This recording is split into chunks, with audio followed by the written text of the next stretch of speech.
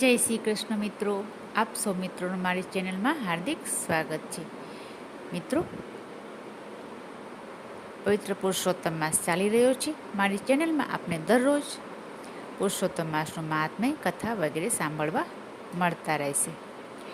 મિત્રો, અધ્યાય 13માં આપણે સાંભળ્યું કે રાજા દ્રઢધનવાન વનમાં શિકાર કરવા જાય છે. ત્યાં એને એક પોપટ શ્લોક સંભળાવે છે. હવે આ શ્લોકનું ચિંતન મનન કરતાં કરતાં રાજા ખૂબ જ ચિંતાતુર રહેવા લાગ્યા હતા. હવે અધ્યાય 14ની કથા આજની વિડીયોમાં આપણે સાંભળશું. આપે જો હજી સુધી ચેનલને સબસ્ક્રાઈબ ન કરી હોય તો કૃપયા કરી લેશો અને વિડીયો સેવ કરી રાખશું, જેથી આપને સાંભળવામાં સરળતા રહે. તો ચાલો આગળની કથા આપણે સાંભળીએ. અધ્યાય 14, તેનું નામ છે સુદેવનું તપ. રાજા દ્રઢધનમાં ચિંતામાં બેઠા હતા. એવામાં રામાયણના લેખક આદિકવિ મહર્ષિ વાલ્મીકી ત્યાં આવી ચડ્યા. રાજાએ તેનું ખૂબ જ આદર સત્કાર કર્યું અને કહ્યું, મહર્ષિ, આપના આવવાથી, આપના દર્શનથી હું ખૂબ પાવન થયો છું. રાજાને ચિંતાતુર મુખ જોઈને મહર્ષિએ પૂછ્યું, રાજન, તમે કેમ ચિંતામાં દેખાઓ છો? તમારે જે ચિંતા હોય તે તમે સુખેથી મને કહી શકો છો. દ્રઢધનમાં રાજાએ વનમાં બનેલી ઘટના વિસ્તારથી મહર્ષિને કહી સંભળાવી અને બોલ્યા, મહર્ષિ, પોપટના આ શ્લોકનો શું અર્થ થતો હશે? રાજાનો પ્રશ્ન સાંભળી વાલ્મીકી બોલ્યા, રાજન, પૂર્વજન્મમાં તું બ્રાહ્મણ હતો અને તારું નામ સુદેવ હતું. તું દ્રવિડ દેશમાં રહેતો હતો. તારી પત્નીનું નામ ગૌતમી હતું. લગ્ન પછી લાંબો સમય વીતી ગયો, છતાં તમને કોઈ સંતાન હતું નહીં. તેથી તારું મન ખૂબ જ ઉદાસ રહેતું હતું.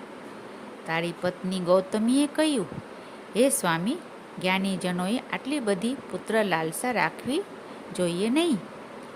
પુત્ર સુખ પણ આપે છે અને દુઃખ પણ આપે છે. પુત્ર જો સદ્ગુણી હોય તો સુખ આપે છે, પરંતુ જો દુર્ગુણી નીકળે તો અપાર દુઃખ આપે છે. પૂર્વે રાજા ચિત્રકેતુ પુત્ર શોકને લીધે વનમાં ભટકતા હતા. તેમને નારદજીએ ઉપદેશ આપી શાંત કર્યા હતા અને મહર્ષિ કદમને કપિલ નામે દેવ સમાન પુત્ર પ્રાપ્ત થયો હતો. તેથી તેમના આનંદનો તો કોઈ પાર રહ્યો ન હતો. માટે હે સ્વામી, પુત્ર પ્રાપ્તિ માટે તમે ચિંતા છોડી ઈશ્વરની ભક્તિ અને આરાધના તમારે કરવી જોઈએ. પોતાના પ્રિય પત્નીના મુખેથી આવા મધુર વચનો સાંભળીને સુદેવ તેને લઈને વનમાં ગયો અને ત્યાં એક નદી કાંઠે એક પર્ણકુટી બાંધીને તપ કરવા લાગ્યો. તે 5 દિવસના અંતરે સૂકા પાંદડા ખાતો અને નદીનું પાણી પીતો.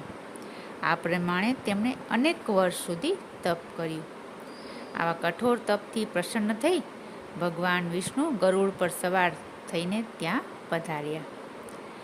ભગવાન વિષ્ણુને સાક્ષાત સામે ઊભેલા જોઈને સુદેવે તેમને સાષ્ટાંગ દંડવત પ્રણામ કર્યા. હવે આગળની કથા આપણે અધ્યાય 15માં સાંભળશું. આપે વિડીયો સારી લાગી હોય તો લાઈક કરશો, કોમેન્ટમાં જય પુરુષોત્તમ ભગવાન લખશો. ફરી મળીશું બીજી વિડીયોમાં. ત્યાં સુધી જય શ્રી કૃષ્ણ.